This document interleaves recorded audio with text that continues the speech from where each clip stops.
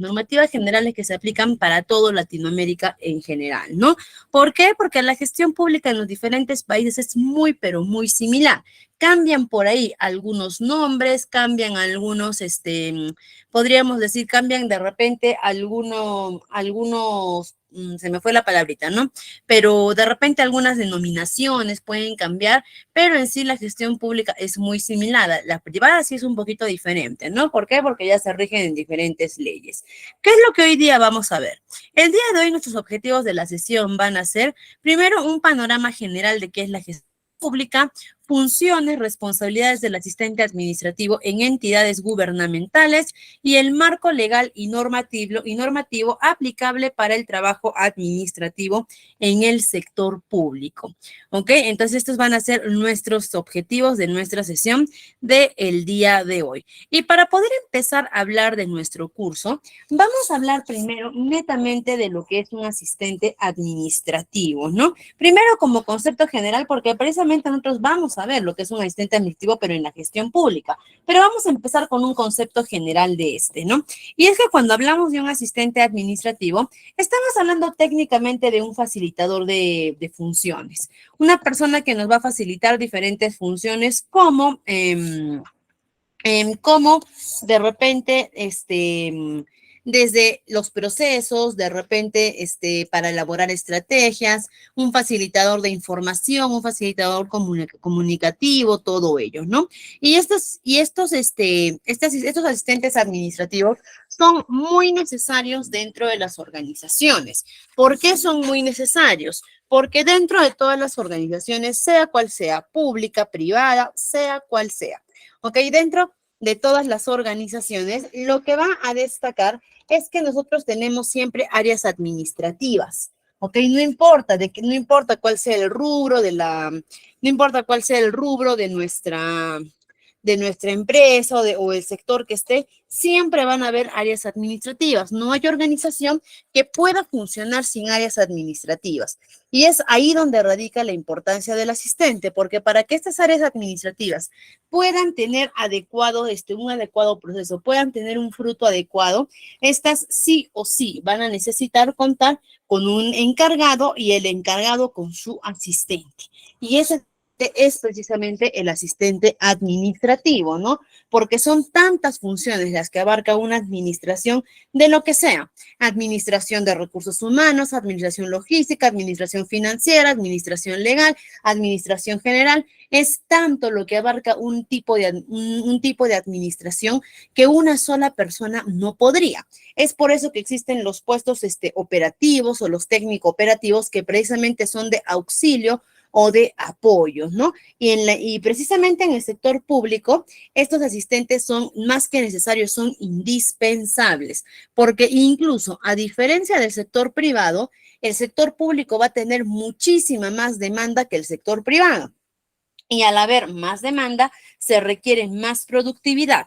Y al requerir más productividad, se va a requerir mayor esfuerzo, ¿no? Y al requerir mayor esfuerzo, se va a requerir mayor apoyo. Y ese apoyo es el que brinda el asistente administrativo, ¿no? Eso como un pequeño preámbulo. Muy bien, brindar apoyos en los procesos administrativos, ejecutar y contabilizar operaciones. Perfecto, ¿no? Ahora, muy bien, cuidado con los micritos, por favor, por ahí hay un micrito prendido, por favor, Forzati Movich, por favor, su micrito está prendido, por favor.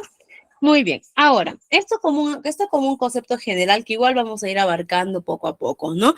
Pero para empezar primero, vamos a hacer una pequeña diferenciación entre el sector público y el sector privado.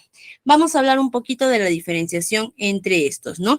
Y es que estos van a tener diferencias, ambos van a tener diferencias desde diversos puntos, ¿ok? Vamos a empezar primero a hablar desde la misión que tiene cada uno de estos, ¿no? Primero la diferencia, ¿no? ¿Cuál es la diferencia entre sector público y sector privado? Que el sector público en su financiamiento es un financiamiento gubernamental, es decir, que el financiamiento de las entidades del sector público vienen directamente del gobierno, a diferencia del sector privado que en el sector privado el financiamiento es propio, ¿ok? En el sector privado el financiamiento viene desde desde inversionistas, préstamos, es decir, es un capital propio la diferencia que generan estos, ¿no? Muy bien, ahora también cuando hablamos del sector público ya sabemos que nos referimos a que estas organizaciones van a ser propiedad del Estado, del gobierno, ¿no? Y el control y la toma de decisiones también recaen sobre estas entidades gubernamentales, sobre estas autoridades gubernamentales. En cambio, en el sector privado, las empresas son propiedades de cada individuo, accionistas, ¿no? O entidades, y las decisiones van a ser tomadas precisamente por estos individuos o estos accionistas, ¿no? Empezando por ahí. Después, cuando hablamos del financiamiento, ya hemos visto que el sector público se financia directamente del Estado y el privado tiene financiamiento propio. ¿No? Los objetivos, ¿no? El objetivo, la misión. La misión del sector público, ¿cuál es? La principal misión del sector público es satisfacer la necesidad de los ciudadanos a través de la prestación de servicios, ¿no? Es decir, la principal función del sector público es otorgar servicios adecuados para los ciudadanos. En pocas palabras, la misión del sector público es satisfacer las necesidades de sus ciudadanos. El sector público existe para sus usuarios, para sus ciudadanos. El ciudadano es la razón de ser del sector público, mientras que el sector privado, ¿ok? Su principal razón es por lo general económico, ¿ok? Es decir, el sector privado, el sector privado, su principal objetivo va a ser rentabilidad económico, que lógicamente para esa rentabilidad va a necesitar de los clientes, ¿no? Y por eso es que el sector público se va a dedicar de repente en ofrecer productos de calidad, tratos adecuados, buena atención al cliente, ¿ok? Pero su finalidad del sector privado no es satisfacer al cliente, sino que a través de esa satisfacción del cliente obtener rentabilidades, ¿no? Mientras que del sector público su principal finalidad sí es satisfacer al cliente, ¿ok? Esa es la diferencia hasta el momento entre ambos, ¿no? Mientras uno existe para sus usuarios, el otro necesita de los clientes para poder llegar a su objetivo, que va a ser rentable, ¿no? Si hablamos de repente, a ver, en términos de competencia, de repente, ¿no? El sector público, el sector público no tiene competencia. ¿Ok? El sector público no es que está de repente viendo la competencia con qué otra entidad, no, porque de hecho cada entidad del sector público tiene su propia, podríamos decir, tiene su propia finalidad, tiene su propio fin, y entre entidades del sector público no hay competencias. Y entre entidades del sector público y del sector privado tampoco hay competencias, ¿no? Por el contrario, el sector público a veces le conviene la existencia de entidades privadas con el mismo rubro, con el mismo, podríamos decir, con la misma actividad que ellos realizan. ¿Para qué? Para poder quitarse un poquito de carga al sector público, porque el sector público, si hay algo por lo que se diferencia, es que está lleno de carga laboral, ¿ok? Un claro ejemplo, el seguro social. ¿Ok? El seguro social, lo que menos le falta lo que más le falta, perdón, es espacio, lo que más le falta es este tiempo, ¿no? Entonces, al sector privado, perdón, al seguro social, por ejemplo, le conviene y agradece que el sector privado también tenga diferentes entidades de salud, ¿no? Como las clínicas privadas. ¿Por qué? Porque ahora en este caso los asegurados, ¿no? Muchos asegurados, en vez de seguir saturando de salud con las citas, prefieren pagar su cita particular y liberar un poco la carga de salud. Así que las entidades públicas no tienen competencia. Por el contrario, agradecen la existencia de más entidades con la misma actividad que ellos realizan.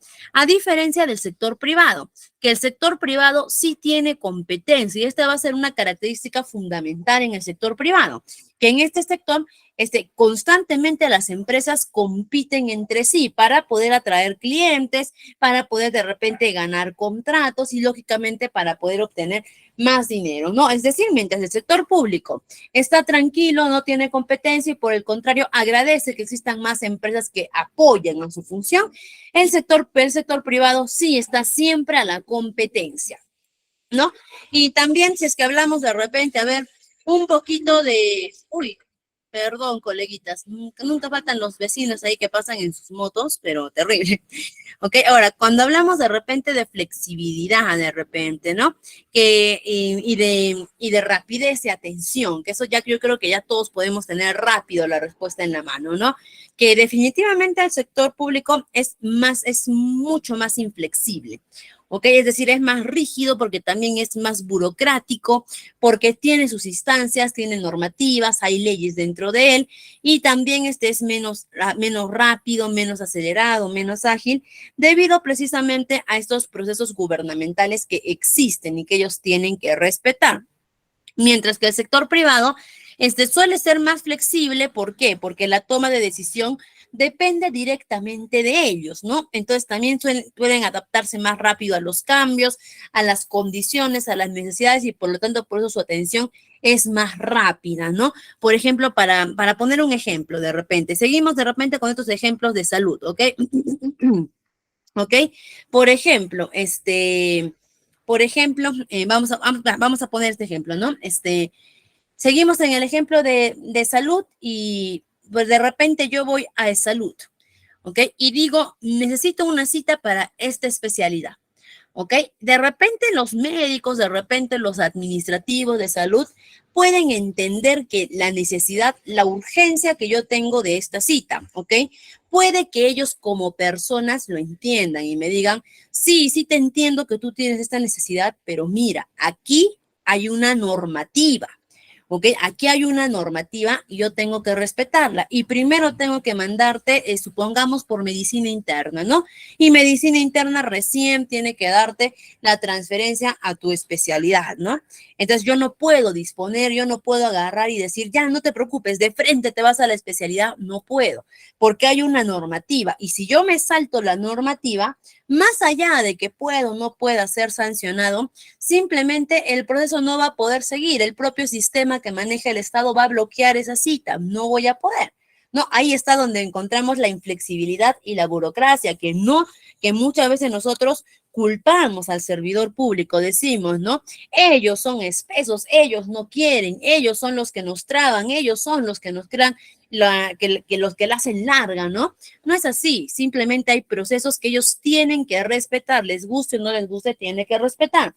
A diferencia del sector privado, ¿no? Que yo voy y me dicen, supongamos que sea el mismo caso, quiero una cita para esta especialidad y me dicen, no, mira, primero tienes que pasar por medicina general y de ahí te deriva, pero lo necesito urgente. Muy bien, lo necesitas urgente, entonces, vamos a, entonces, a ver, vamos a ver cómo hacemos, ¿no? Agarran, conversan con el gerente, conversan de repente con el área directiva y dicen, ya, procede, se acepta y listo, se acepta y ya se hace. Hay más flexibilidad porque la toma de decisiones es directamente de ellos. En cambio, en el sector público, la toma de decisión no es ni siquiera directamente del gerente de salud, supongamos, ¿no? Ni siquiera de él es la decisión. La decisión viene de cabezas mucho más arriba, ¿no? Entonces, si es que hablamos en eso, es por eso que también sabemos que el sector privado es mucho más eficiente que el sector público actualmente, ¿no? Pero también es importante destacar que no siempre es culpa del servidor público, ¿ok? Muchas veces la responsabilidad está sobre las instancias, sobre los procesos, las normativas que tienen, ¿no? Y si por último de repente tocamos el tema un poquito de esta cultura que maneja cada empresa, de esta de repente costumbres que tienen, ¿no? Podríamos decir que el sector público a menudo tiene una cultura muy centralizada en lo que es otorgar servicios públicos y el bienestar social, que su cultura de ellos es, o mejor dicho, la misión de ellos es trabajar para los usuarios, mientras que el sector privado puede tener una cultura un poquito más orientada hacia el rendimiento financiero o eficiencia operativa, ¿no? Para ser más claros, por ejemplo, a finales de cada año, ¿ok? Actualmente el Estado tiene lo que es actualmente el Estado está en un proceso de modernización para la atención o para la mejora de la atención del usuario. Entonces, al fin de año, todas las entidades públicas son sometidas, podríamos decir, a encuestas directamente de los usuarios que han hecho uso en ese año, ¿ok? Para ver el nivel de satisfacción. Entre mayor nivel de satisfacción tenga la entidad pública, significa que ha desarrollado de mejor manera su trabajo, ¿no? A diferencia del sector privado, que ¿qué es lo que hacen a finales de año? Rendición de cuentas, cuadre de caja, utilidades anuales, es decir, van a ver sus ganancias. Entre mayores utilidades tenga la entidad pública o la empresa pública, significa que le ha ido mejor en el año, ¿no? Y si estamos hablando precisamente de cuentas, también vamos a hablar de las rendiciones de cuentas, ¿no? Que el sector público está sujeto a, un, a rendir sus cuentas ante el público y ante los ciudadanos a través de procesos democráticos, gubernamentales, es decir, el sector público tiene que tener una transparencia total de qué hace con los recursos, en qué gasta los recursos, cómo utiliza los recursos, en todo ello. A diferencia del sector público, del sector privado, que el sector privado estas rendiciones de cuentas únicamente las va a realizar entre las personas interesadas, accionistas, dueños, inversionistas, ¿ok? Socios, entre ellos, ¿no? El sector privado no tiene la obligación de hacer públicas o de mostrar de manera transparente sus rendiciones de cuentas, salvo que algún proceso judicial o alguna inspección de repente de SUNAT pueda exigir.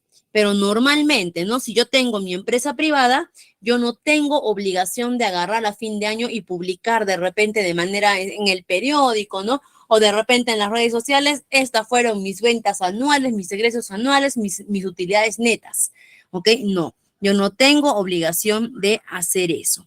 Ahora, estas son algunas pequeñas diferencias que tenemos entre el sector público y privado. ¿No hemos visto algunas pequeñas diferencias? Vamos a ver por acá, a ver, listo. Buenas noches, muy buenas tardes, Guillermo Goñi, ¿no?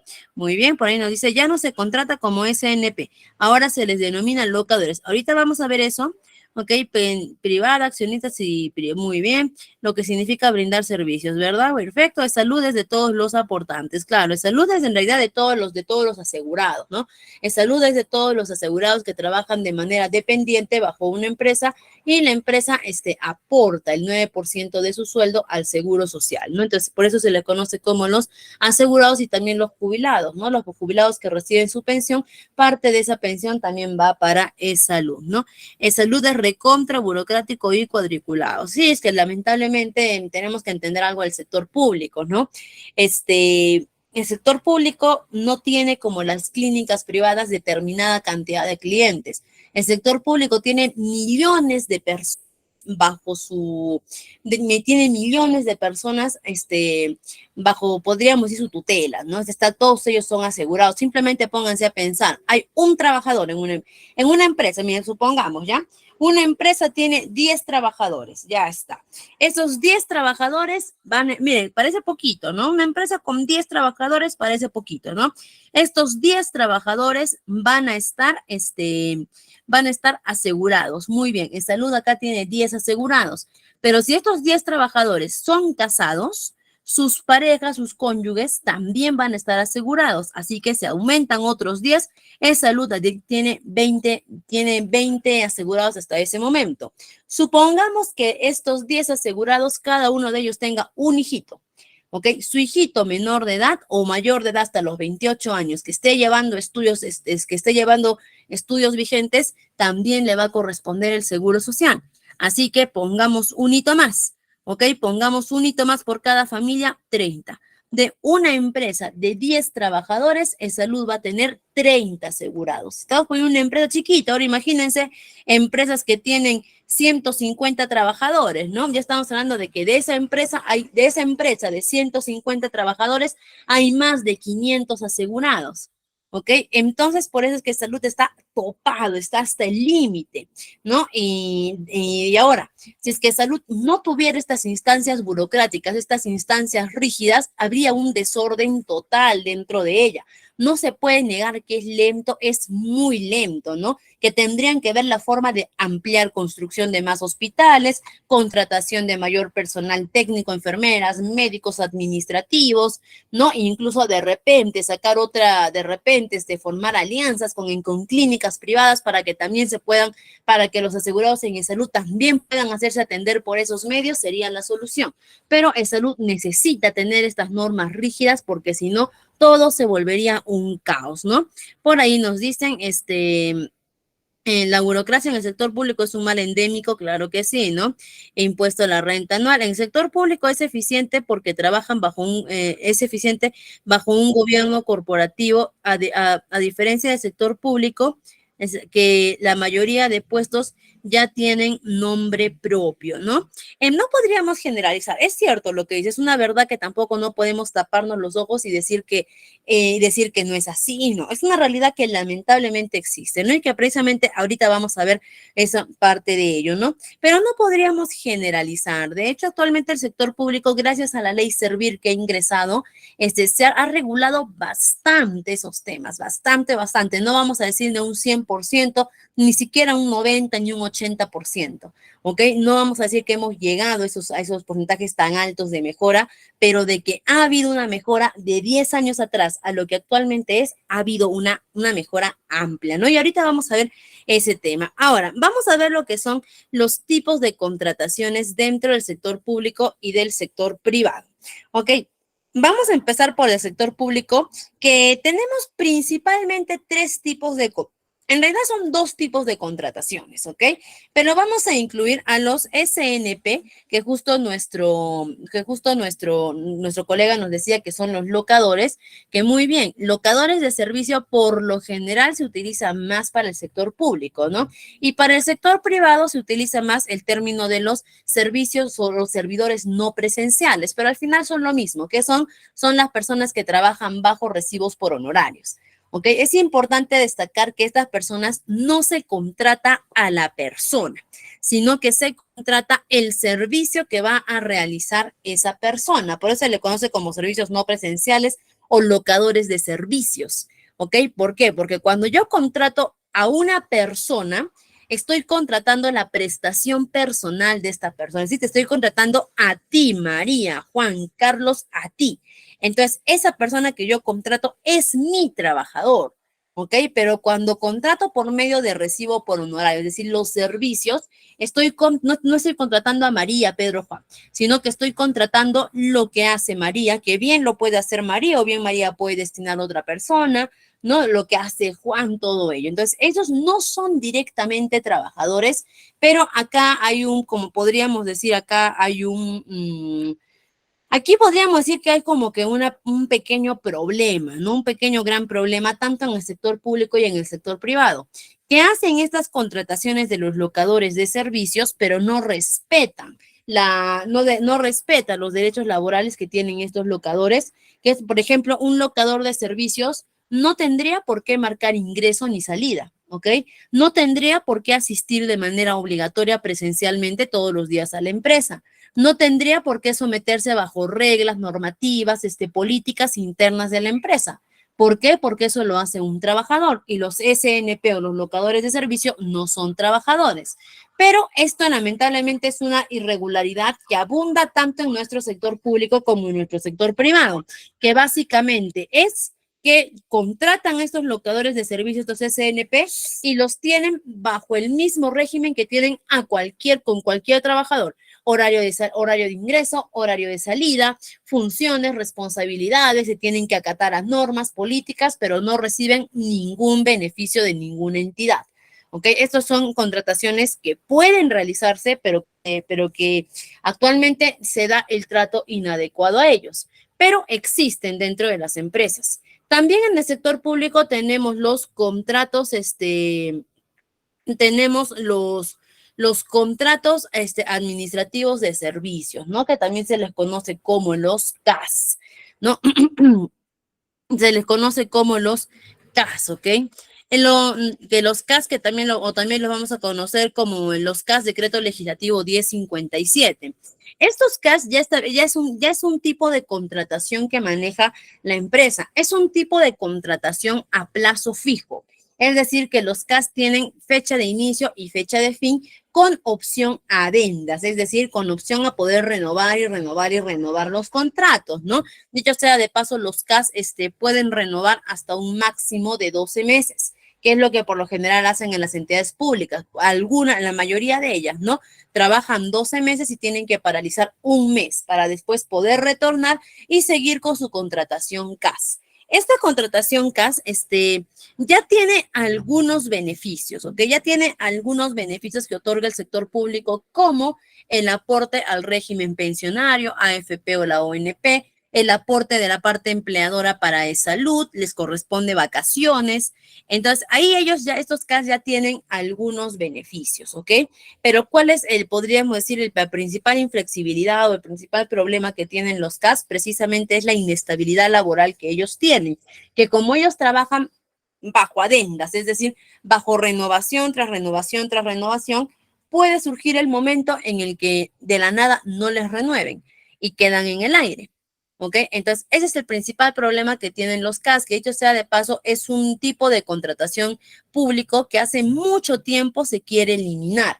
Han habido varios proyectos de ley que solicitan ya eliminar esta contratación CAS, ¿no? Pero ninguno de ellos ha podido llegar a flote, ¿no? O han llegado o de repente lo máximo que alguno de estos ha llegado ha sido a la votación, pero que no se han aprobado. Pero hay mucho, pero han habido, ¿no? Y hasta actualmente se están desarrollando proyectos de ley que están buscando desaparecer estas contrataciones CAS. ¿No? Y también dentro del Estado conocemos lo que son el decreto legislativo 276, que ya son para los trabajadores contratados y nombrados de las instituciones públicas, de los trabajadores que adquieren la contratación 276, ellos ya son estables, ¿no? Ellos ya no tienen una fecha de fin, nada. Ellos ya son permanentes en el sector público y adquieren mayores derechos, adquieren mayor estabilidad. Yo no puedo simplemente decirle a un servidor de público de la 276, ¿sabes qué? Hasta aquí, hasta aquí nomás trabajas, ¿ok? Hasta aquí nomás trabajas, adiós. ¿Ok? No puedo. ¿Por qué? Porque tengo que tener una razón verdaderamente justificable y si tengo esa razón verdaderamente justificable, tiene que pasar por todo un proceso administrativo, por el órgano de control interno, tiene que ser evaluado por el área legal, se tiene que someter incluso muchas veces con una instancia legal y ahí se determina si la persona sigue o no y ese proceso puede durar años de años de años. ¿Ok? Entonces, este es los trabajadores del sector público aspiran a este contrato, al decreto legislativo 276 y precisamente hasta hace muchos años estos 276 eran como unas gracias, era como que te lo regalaban, ¿no? Era como, seamos muy sinceros, si tenías vara dentro de la institución, rápidamente adquirías tu contrato 276, pero cuando ingresó la ley Servir, rompió esa vara, ¿no? Y dijo, ¿quieres llegar a tu contrato 276? Sí, ¿qué has hecho para llegar a ello? ¿Ok? No, no, nada. ¿Te has capacitado este año? ¿Has tenido un buen desempeño? ¿Has crecido profesionalmente? ¿Has llevado estudios de posgrado? No. ¿Y cómo quieres llegar a ese contrato? ¿Ok? ¿Cómo quieres llegar a la estabilidad si no has hecho nada por llegar a ello, ¿no? Es lo que conocemos como la meritocracia, que actualmente si alguien quiere llegar a la 276, tiene que esperar que haya, como que dicen, las convocatorias internas para esta contratación y muy aparte de esperar eso, también tiene que tener este crecimiento, tanto personal, profesional y laboral, para poder llegar a eso. Es por eso que gracias a esta meritocracia es que la ley Servir asegura que los funcionarios públicos que logren ascender a este decreto legislativo 276 van a ser funcionarios que estén realmente preparados, ¿no? Por ahí nos dicen, la MML despidió a 500 CAS con contrato indeterminado. ¿Es legítimo ello o por tratarse de indeterminado estarían cometiendo algo ilegal? Habría que ver porque los contratos CAS, por lo general, como lo mencioné, son con periodos de tiempo, ¿ok? No hay los contratos CAS indeterminados. Ahora tendríamos que ver, ahora, ¿qué es lo que muchas veces pasa? Por ejemplo, pasa que hay trabajadores que están bajo los régimen CAS y una vez que pasan los 5 años de constante renovación, ya se les considera trabajadores indeterminados, ¿no? Entonces, de repente se puede ser el caso.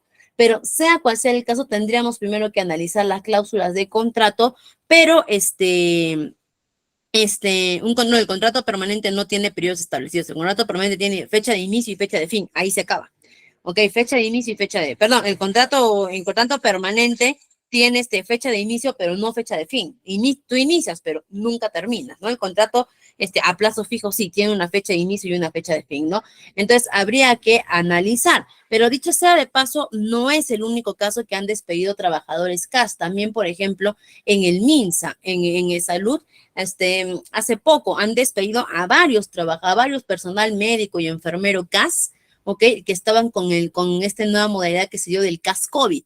¿Ok? Como ya acabó la emergencia, como ya acabó la pandemia, simplemente ya han decidido sacar a su personal CAS COVID, ¿no? Entonces, también han habido casos que en realidad esos casos ya se tienen que modificar, ¿no? Y muy bien, Enrique, justo a eso iba.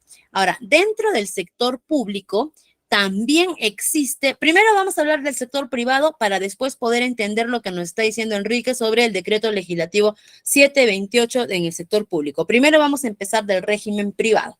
En el régimen privado, por ejemplo, tenemos también diferentes tipos de contrataciones, pero dentro de ellos tenemos los dos regímenes que son, tenemos los dos grandes regímenes.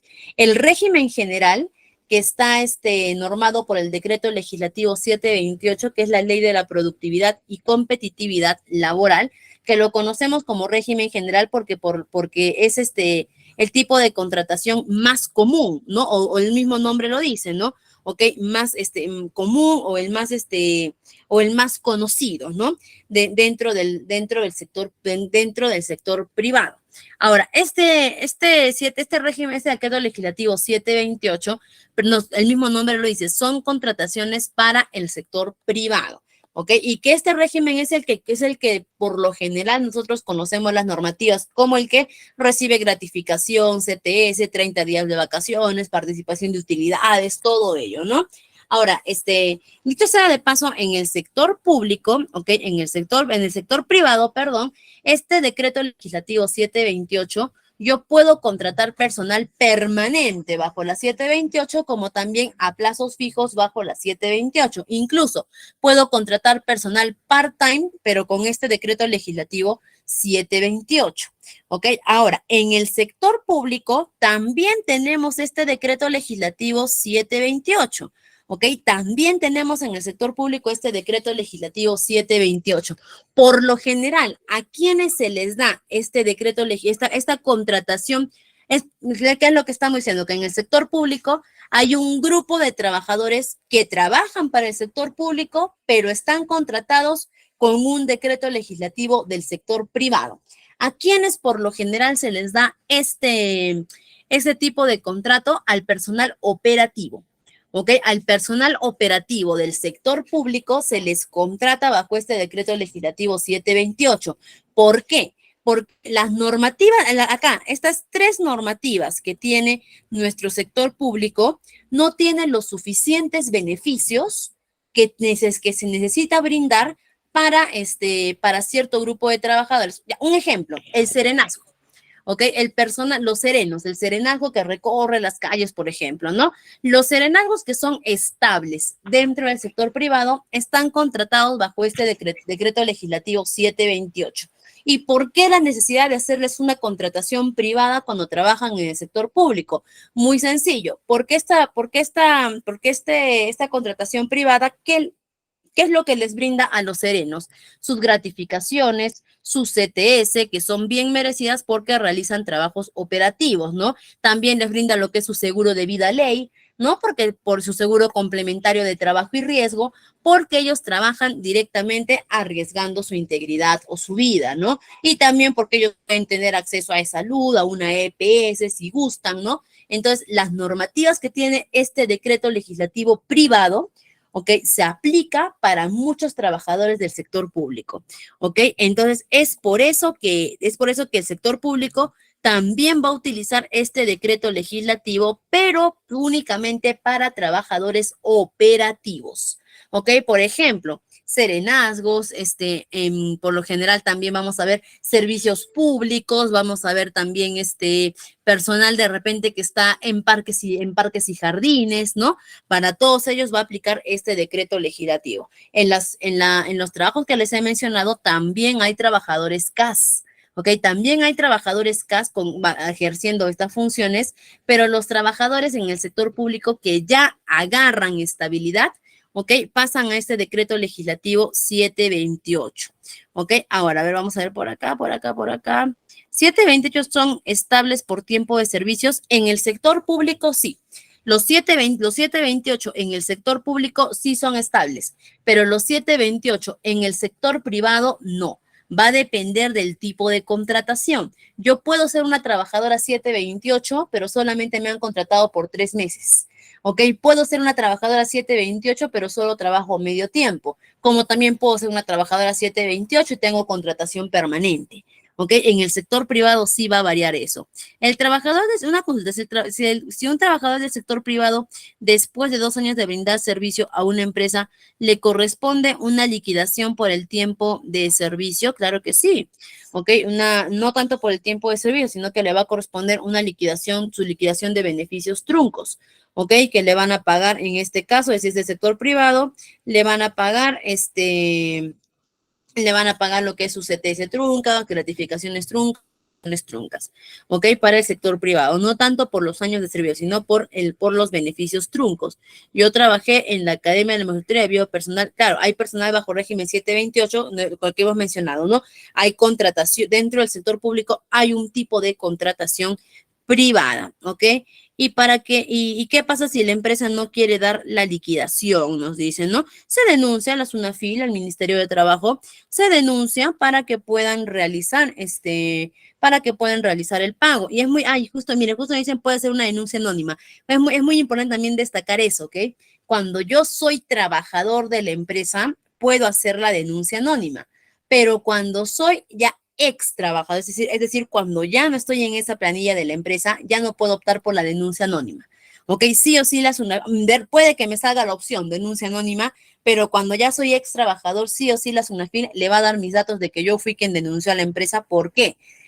Caso, ¿por qué no? Porque como ya soy ex trabajador, ya vamos a tener que acudir a otras instancias como la negociación, como la conciliación, ¿no? Y yo de una manera anónima no voy a poder negociar ni conciliar con la empresa. Entonces, ahí sí suelta mis datos. ¿Por qué la SUNAFIL da esta opción de la denuncia anónima cuando eres trabajador?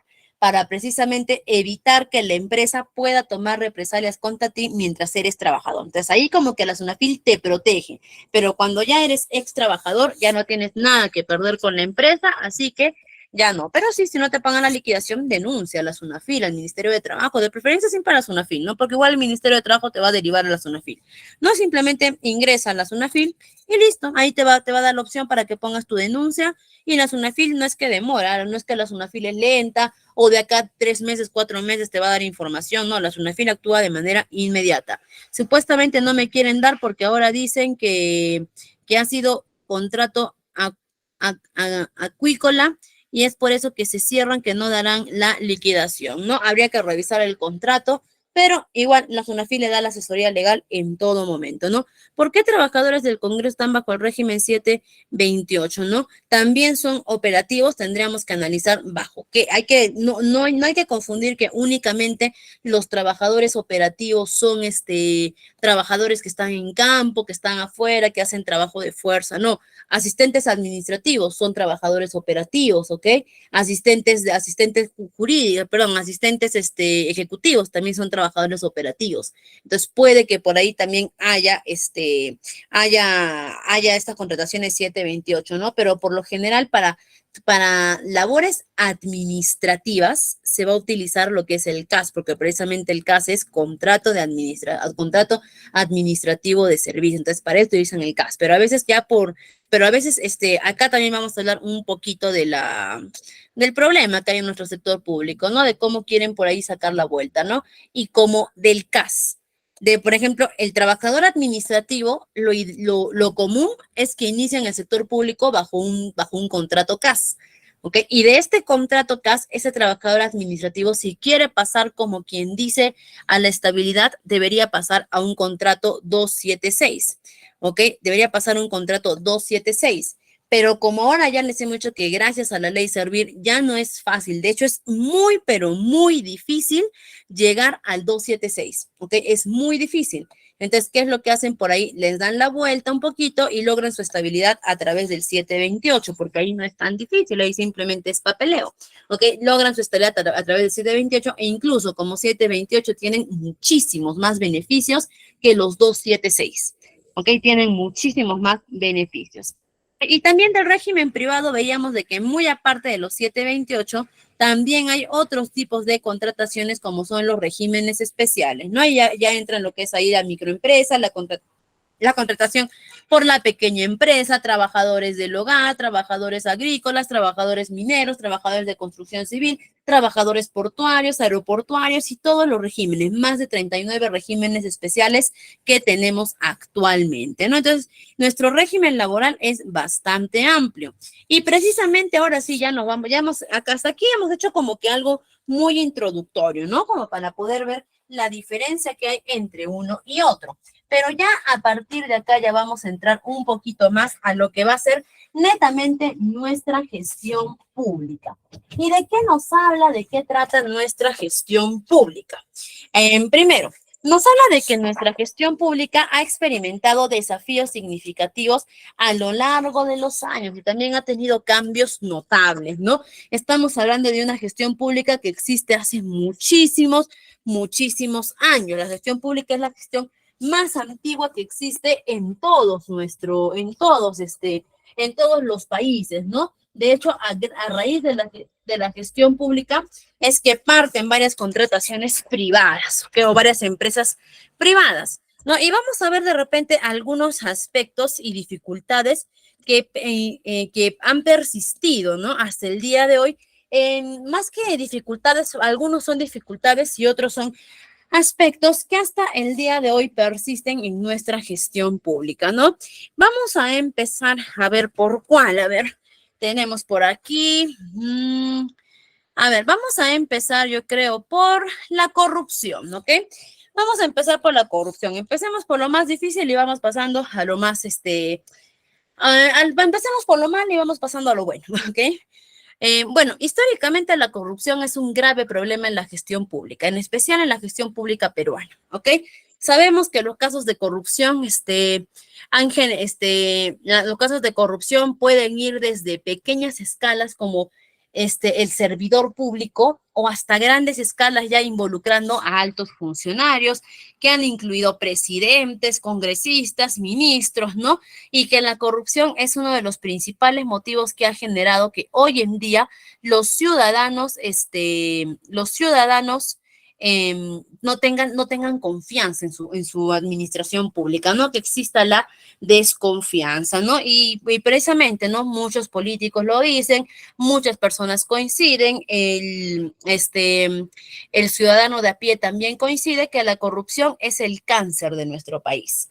¿Ok? Y es un cáncer que que se sabe cuál es la cura, pero hasta el momento no se aplica. De hecho, se dice de que si en toda Latinoamérica en general no existiese corrupción en los países, seríamos un continente muchísimo más desarrollado, ¿no? Pero que actualmente se nos considera tercer mundo específicamente porque la corrupción nos ha quitado décadas y décadas y décadas de avance, ¿ok? Y esta corrupción es inevitable, es inevitable saber que en nuestro día a día nosotros vamos a ver corrupción y que incluso muchas veces nosotros hemos sido parte de esa corrupción. ¿Ok? Porque la corrupción no es, porque muchas veces confundimos que corrupción es robar grandes partes de dinero, grandes cantidades de dinero, corrupción es regalar cargos, ¿no? Para muchos otros eso es la corrupción, pero es corrupción. Pero corrupción también es cuando yo, por ejemplo, tengo que hacer un trámite en alguna entidad estatal y digo, ahí trabaja mi tía, ¿no? Tía, un favor, ¿me puedes ayudar con este trámite? Cuando tengo que hacer una cola de repente para recoger mi brevet y llamo a mi amigo. Amigo, un favor, ¿me puedo saltar la cola? Mira, hay una cola larga, ¿no? La corrupción también es eso. ¿Ok? Entonces la corrupción va a abarcar desde aspectos muy chiquitos, como pedirle el favor al amigo que por favor me acelere este trámite, ya hasta aspectos muy grandes que hemos podido ver de contrataciones del Estado, sobornos millonarios, todo ello, ¿no? Entonces, Todo, en realidad, en algún momento todos hemos sido parte de la corrupción. Desde el simple hecho de agarrar y pasarnos la luz roja del semáforo, ya estamos quebrantando las leyes. ¿Ok? Entonces se dice eso, ¿no? De que la corrupción todos la ejercen, todos la hemos ejercido en algún momento. ¿Ok? Entonces, por ahí también ya tenemos que empezar a regularizarnos nosotros para poder exigir después que nuestras autoridades actúen de mejor manera, ¿no? Pero y definitivamente, ¿no? Aunque de repente no vaya a sonar tan alentador como nos gustaría, si en nuestra calidad de asistentes administrativos del sector público vamos a observar corrupción, vamos a ver corrupción. ¿Ok? La idea es no ser parte de ello ni tampoco hacernos los ciegos. Después vamos a ir por la economía, ¿ok?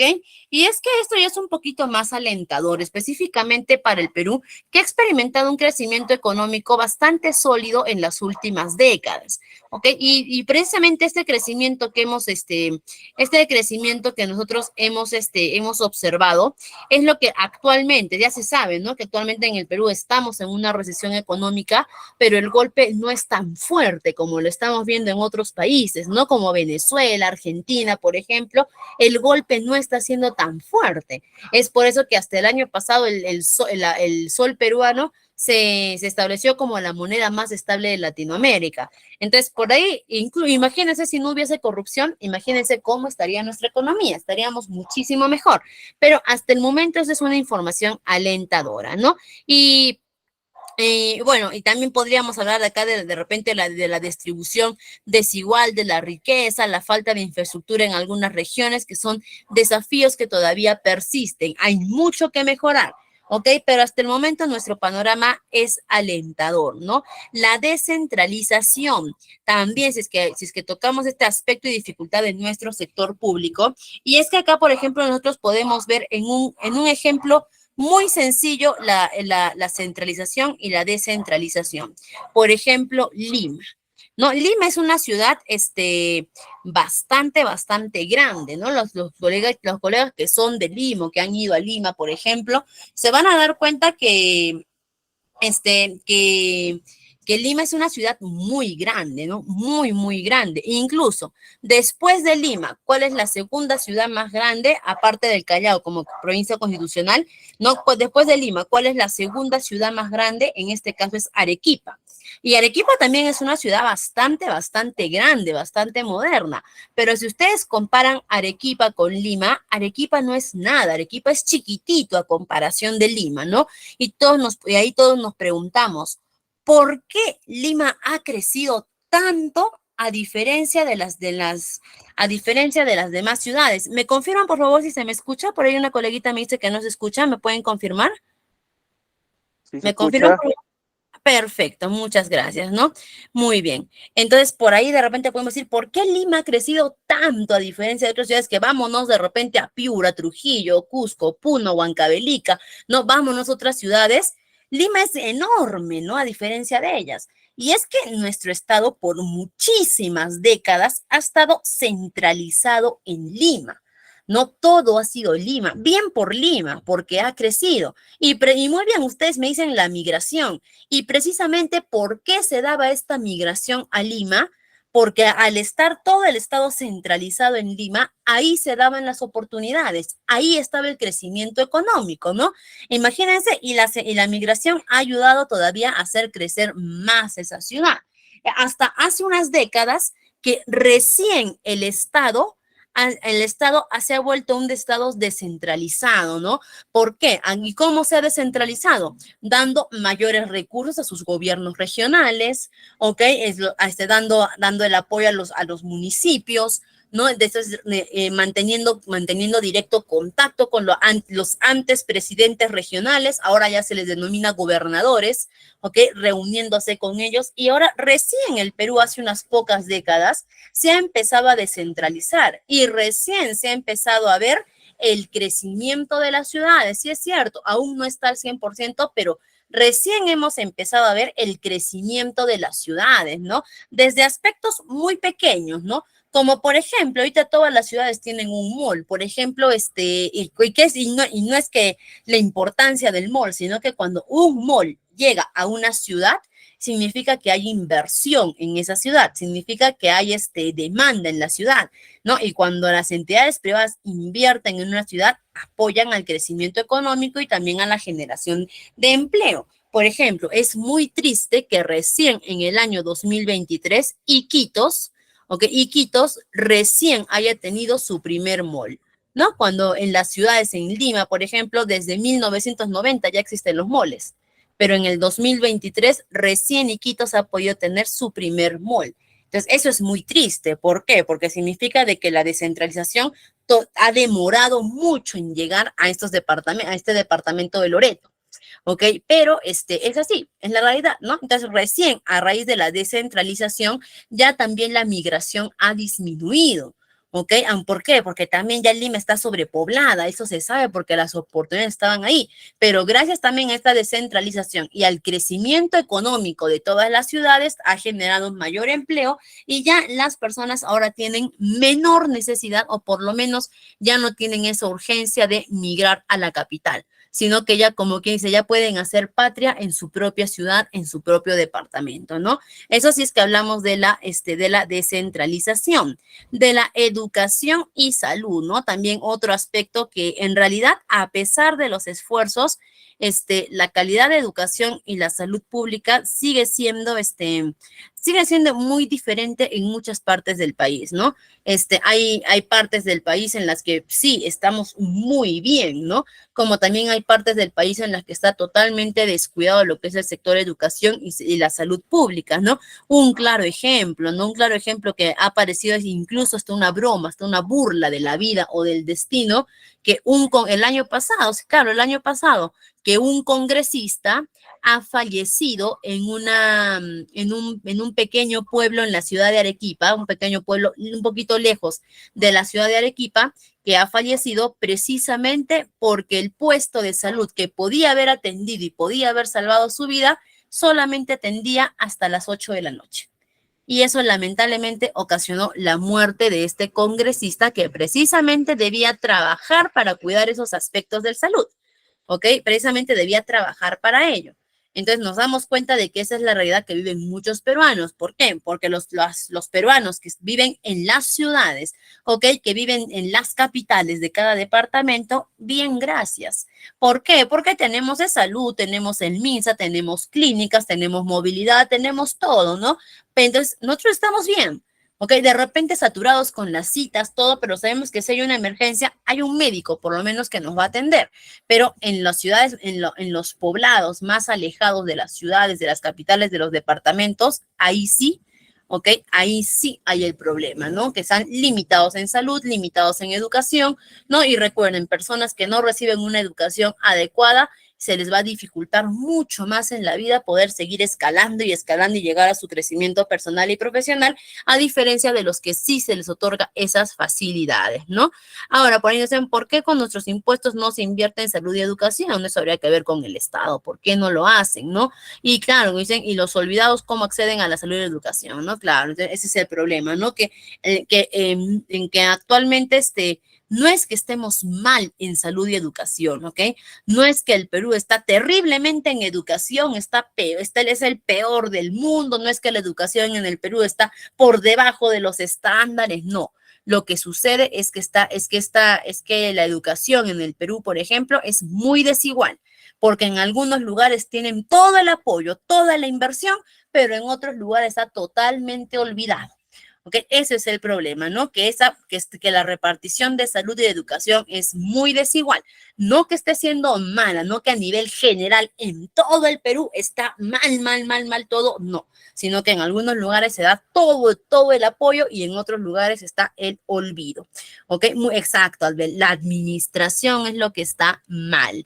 Ahora, y por último vamos, no, todavía nos falta, ¿no? Los desafíos sociales que también afrontamos nosotros. ¿Cuáles son los desafíos sociales que enfrentamos nosotros? Como la pobreza, lo que hablábamos hace un momento, la desigualdad, y actualmente, antes, por ejemplo, un desafío social era la inclusión de las comunidades indígenas, ¿ok? Era poder incluirlos. Ahora el problema ya no es incluirlos, sino que están desapareciendo estas comunidades que son parte de la cultura, son patria, están desapareciendo. ¿Por qué? porque ante la falta de apoyo, ante la falta de inclusión, se han visto en la obligación también de tener que emigrar a sus ciudades, ¿no? Actualmente, de repente, si es que vamos a las comunidades selváticas, las comunidades amazónicas, ya no existen. Y si los vamos a ver, son por turismo. ¿Ok? Como que ellos están jugando al papel de que todavía son de repente los Ashanincas, ellos están jugando al papel porque después de que termine el turismo, ellos tienen que ir a hacer su vida porque no pueden seguir viviendo como que dice, apartados de todo, sin inclusión, sin salud, sin educación, sin servicios, sin beneficios. Entonces, y actualmente un desafío que está afrontando nuestro sector público es que estas comunidades indígenas están desapareciendo. Y con ellas también está desapareciendo parte de la historia de nuestro país, ¿no? ¿Y eso por qué están desapareciendo? Porque nunca se ha podido hacer una inclusión adecuada, ¿no? Y estos problemas se han abordado a través de problemas sociales, pero su impacto aún no es el que desearíamos, ¿no? Estos proyectos sociales que se han hecho no es de repente un buen impacto aún el que podríamos esperar, ¿no? Y los avances tecnológicos, ¿no? Que dicho sea de paso, nuestro sector público ha dado un gran salto en lo que es ha dado un gran salto en lo que son avances tecnológicos, ¿ok? Eso sí tenemos que rescatar, pero no es estos avances tecnológicos cuando se han dado a raíz de la pandemia. Y si hay algo bueno que tendríamos que rescatar, porque yo creo que no hay nada, yo creo que no hay nada que agradecer a esta pandemia, ¿no? Que todos hubiésemos deseado que nunca llegara. Pero si es que hay algo positivo que tendríamos que rescatar de esa pandemia, es que ha puesto a nuestro sector público y privado entre la espada y la pared, diciéndoles o te modernizas, ¿ok? O te modernizas, agarras, haces una reingeniería, o te reinventas, o aquí mueres, ¿ok? Y muchas empresas privadas, en este caso, lamentablemente han muerto porque no supieron reinventarse. En el caso del sector público era reinventarse o reinventarse, no tenían la opción a morir, ¿no? Y ahí es donde hemos visto que ha dado grandes pasos tecnológicos nuestra gestión pública, ¿no? Desde actualmente habilitar biométricos a través de aplicaciones para que puedas realizar para que puedas sacar tu documento de identidad, tu DNI, ¿no? De que antes todo lo que tú antes tenías que hacer de manera presencial en el estado, ahora puedes hacerlo a través de los aplicativos, de las páginas web, todo ello, ¿no? Ahora actualmente tienes más cerca, el sector público se ha acercado, los servicios públicos se han acercado más a los usuarios a través de sus plataformas digitales. Y esto ha dado, si bien es cierto, ya habían pequeños avances antes de la pandemia, estaba pero muy lento el avance, ¿no? Estaba muy lento. Pero cuando llegó la pandemia, de la noche a la mañana, nadie se lo esperaba, de golpe todo se apagó. ¿Ok? Entonces, sí o sí tuvieron que reinventarse, ¿no? Y los avances tecnológicos en realidad del sector público han sido bastante eficientes, ¿no? Como digo, siempre hay que ser, cuando hablamos del sector público, siempre hay que ser imparciales. Hay que reconocer lo bueno y reconocer lo malo. Y si hay algo bueno que se le tiene que reconocer al sector público es que en cuanto a tecnología ha avanzado en los últimos años, ¿ok? No se han quedado, se han tenido bastantes avances. Y ahora también entonces, estos son los panoramas generales que tenemos de nuestro sector público, ¿no? Hay corrupción, nuestra economía está estable, estamos en un proceso de descentralización, en nuestra educación y salud son buenos, pero son muy desiguales, ¿ok? Nuestros desafíos sociales que aún no estamos afrontando y tenemos avances tecnológicos. Este es el panorama general que nosotros tenemos que tener para poder hablar netamente de los asistentes administrativos en la gestión pública. Porque precisamente si el asistente es un facilitador de funciones, tiene que saber qué es lo que va a ir a hacer. Tiene que saber a dónde se está metiendo, tiene que saber cuáles son los pros y cuáles son los contras, y aquí es donde vamos a verlo, ¿no? Y empezamos por Primero, vamos a empezar a hablar un poquito sobre este asistente administrativo en la gestión pública, ¿no? Ya hemos dicho que es un facilitador que trabaja detrás de escena para garantizar que una oficina funcione sin problemas. Y va a tener por acá algunos va a tener algunas funciones que vamos a mencionar, más que mencionar, vamos a destacar, como por ejemplo, a ver, podemos empezar por, por manejo de documentos o la gestión documental. Podríamos empezar por ahí, ¿no? Que son tareas, que son tareas un poquito básicas, ¿ok? Cuando hablamos de manejo de documentos, estamos hablando específicamente de la organización de archivos, mantenimientos de registros, documentos oficiales, ¿no? Y que precisamente el sector público ya sabemos que es un sector burocrático.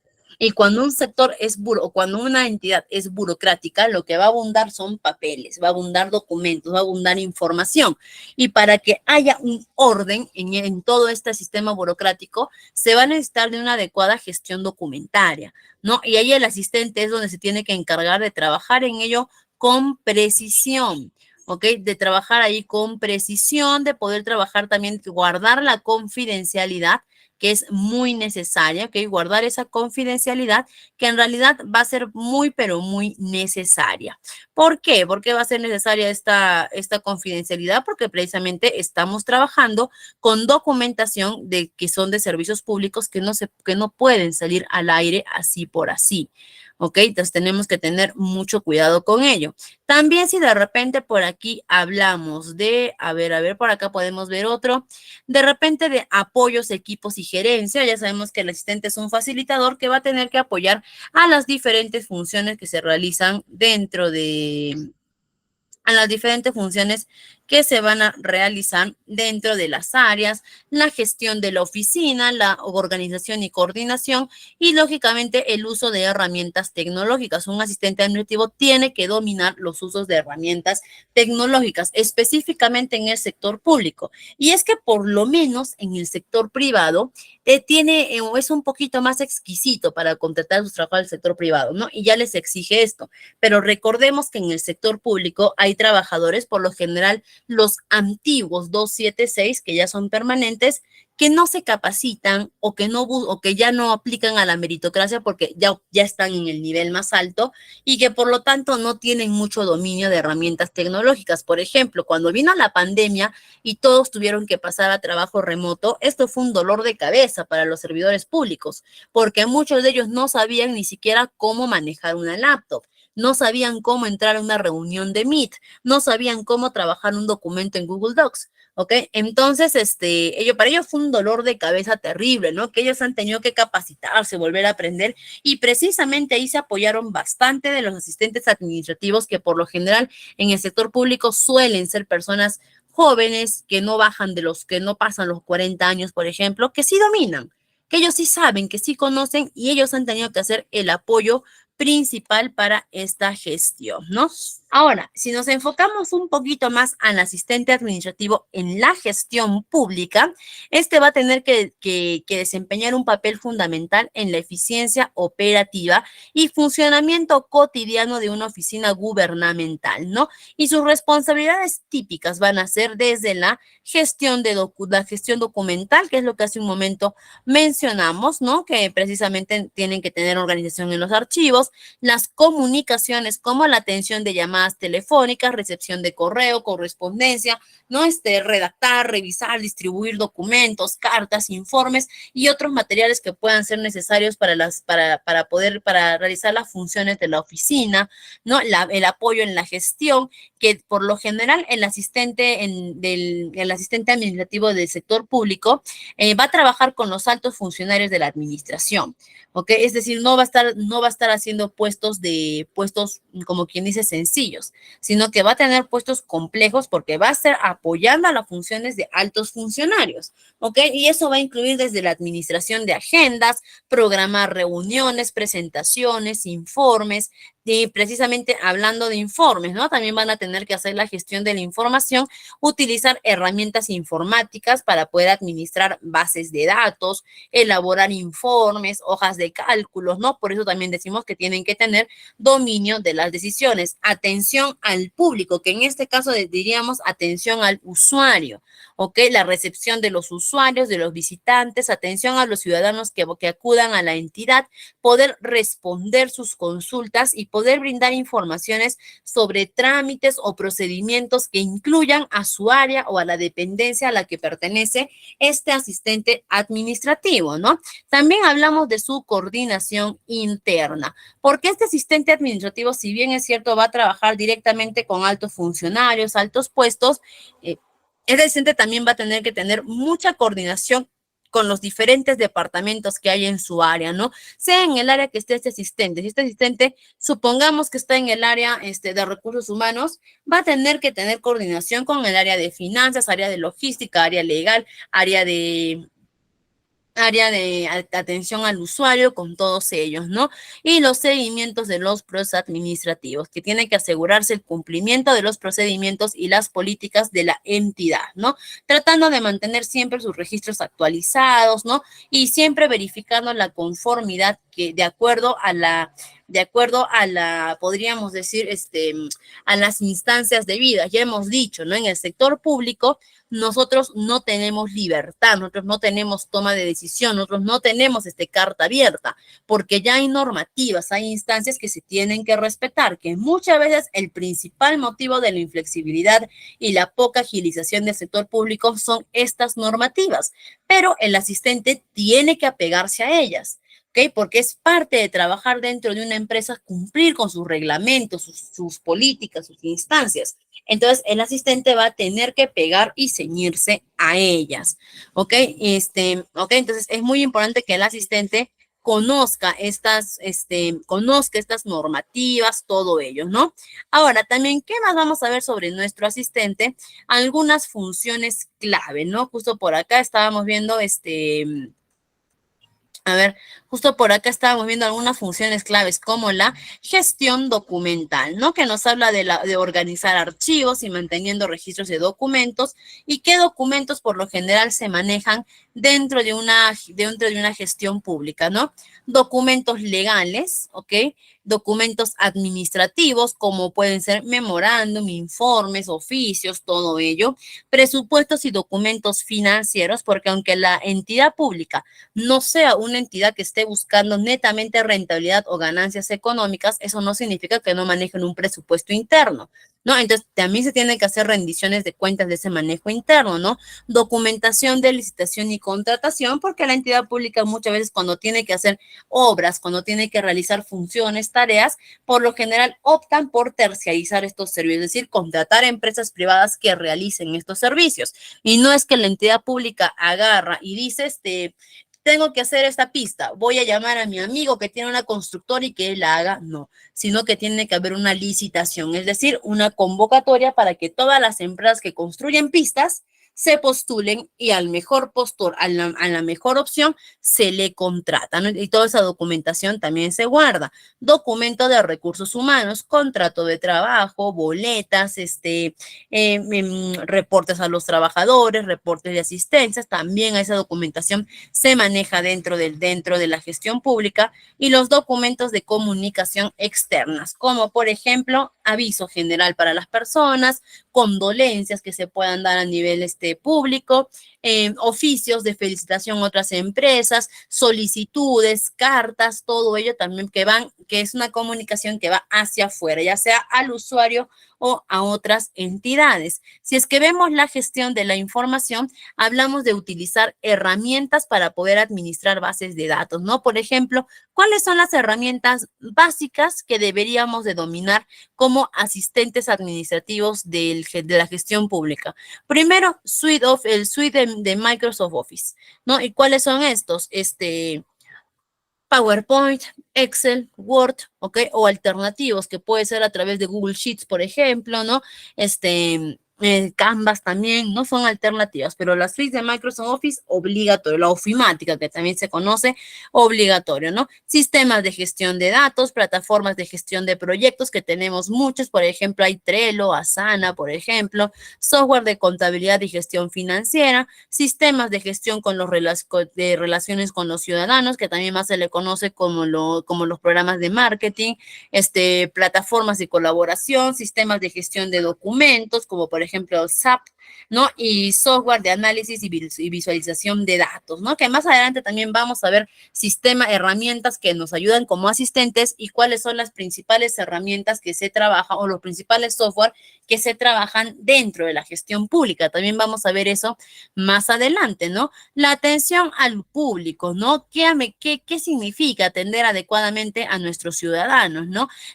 Recuerden que toda institución pública tiene que tener un canal de atención al usuario y más que canal es una oficina de atención al usuario. ¿Ok? Entonces, recuerden, no hay ninguna institución pública que no tenga, lo vamos a encontrar como diferentes nombres, ¿no? Como oficina de atención al usuario, orientación al ciudadano, atención al ciudadano, vamos a encontrarlos con diferentes nombres, pero toda entidad pública tiene que contar con esta oficina, ¿no?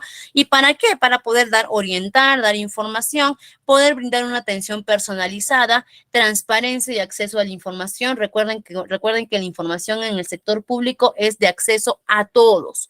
Todos tenemos derecho a la información en la gestión pública. Hay algunos que ya están expuestos para que podamos verlos y otros que tenemos que solicitar, pero todos tenemos apoyo. Gestión de quejas y reclamos, ¿no? Recuerden, cuando se presenta una queja, cuando hemos recibido una mala atención y cuando se presenta un reclamo, cuando no estamos de acuerdo con el servicio que nos están brindando. La evaluación continua y la mejora y también la capacitación al personal específicamente para poder brindar una mejor atención al ciudadano, ¿no? Cuando hablamos de coordinación interna, ¿cuáles son los principales o cuáles son por ahí las áreas que sí o sí vamos a encontrar dentro de una entidad pública, ¿ok? Que las entidades públicas, estas son las básicas, las que sí o sí vamos a encontrar, pero recuerden que también van a haber más áreas dependiendo de qué tipo de entidad pública es. Por ejemplo, básico, vamos a encontrar el Departamento de Recursos Humanos, ¿ok? Eso básico. También vamos a encontrar el Departamento Financiero y de Contabilidad. Vamos a encontrar un departamento legal. Vamos a encontrar un departamento de TI, de Tecnologías de la Información, o también de repente lo vamos a encontrar como informática. Vamos a encontrar un departamento de comunicaciones o también lo podemos encontrar con el nombre de Relaciones Públicas, ¿ok? Un departamento de planificación y desarrollo, el departamento de servicio al ciudadano que les mencioné hace un momento, el departamento de contratación y adquisiciones, y ojo aquí, el encargado de contratar a los trabajadores de recursos humanos. Este departamento de contratación y adquisiciones se refiere a las licitaciones con otras empresas terciarizadoras, ¿no? El departamento de operaciones y servicios generales y el departamento de investigación y desarrollo. No estamos diciendo de que son las únicas entidades, son los únicos departamentos que hay en una entidad pública, ¿ok? Pero son los que sí o sí tienen que haber en la entidad pública. Van a haber más, ¿no? Por ejemplo, las municipalidades también tienen sus oficinas de gestión tributaria, porque ellos se encargan de cobrar tributos, ¿no? Las universidades, por ejemplo, también tienen sus departamentos de investigación académica, ¿no? Porque ellos se encargan netamente de lo que es académico. Entonces, las entidades públicas, dependiendo de su enfoque, de su actividad, van a tener más departamentos, pero estos son los básicos que tienen que haber en todas las entidades públicas, ¿no? Y aquí vamos a ver un poquito el marco legal y normativo aplicable al trabajo administrativo en el sector peruano, ¿ok? Muy importante porque el asistente administrativo va a ejercer un trabajo administrativo, por lo tanto, tiene que conocer cuál es la base legal que regula su trabajo, ¿no? Y hablamos primero de la Constitución Política del Perú, ¿no? Que es un documento principal que establece todos los principios fundamentales y los derechos de los ciudadanos y funcionarios. Hablamos de la ley 27444, que es la ley del procedimiento administrativo general, que esta ley es la que nos da los procedimientos, las instancias que tienen que seguir las instituciones públicas para prestar los servicios. A veces les decía, ¿no? Que muchas veces no es culpa del servidor, sino de las instancias que están por ley. Esta ley es la que nos establece que si tú quieres solicitar tu DNI, esta ley es la que nos dice cómo tienes que hacerlo y la que le dice a los funcionarios qué es lo que ellos tienen que hacer. Esta ley nos puede ayudar a mantener un sector público ordenado, como también nos puede ayudar a que se genere burocracia innecesaria.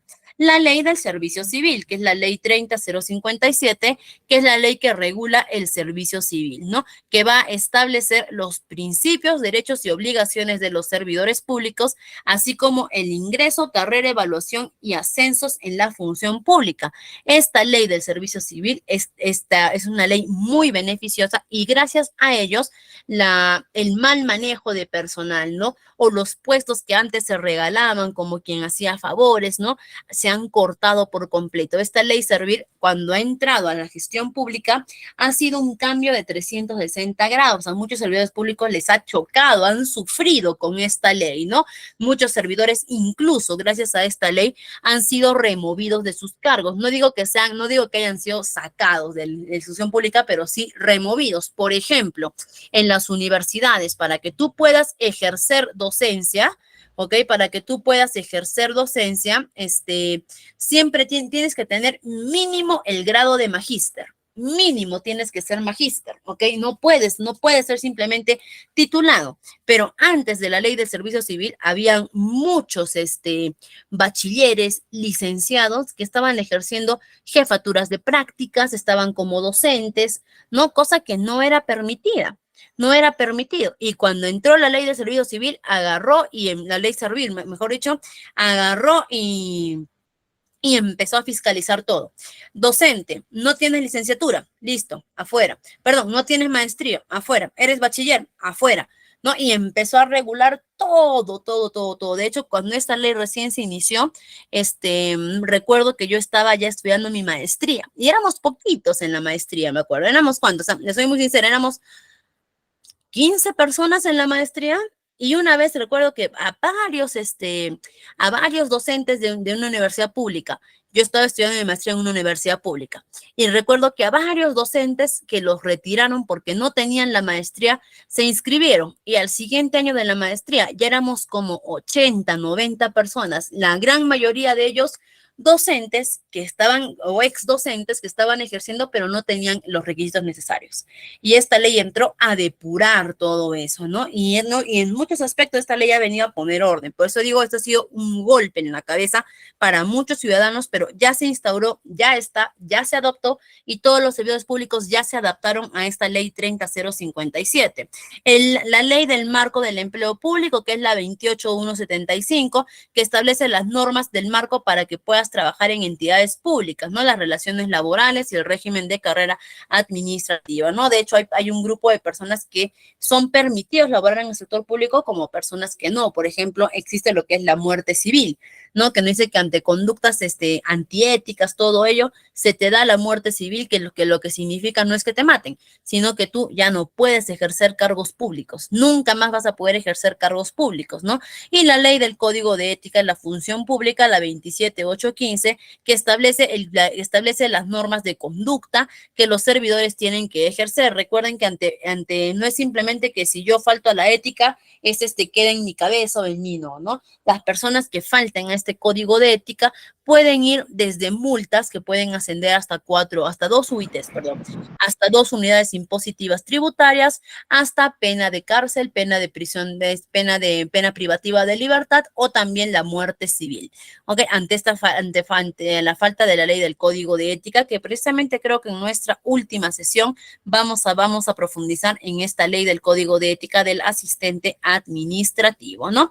Y para poder cerrar nuestra sesión del día de hoy, vamos a ver cuáles son los tipos de instituciones públicas que nosotros tenemos. Ok, vamos a leer por acá.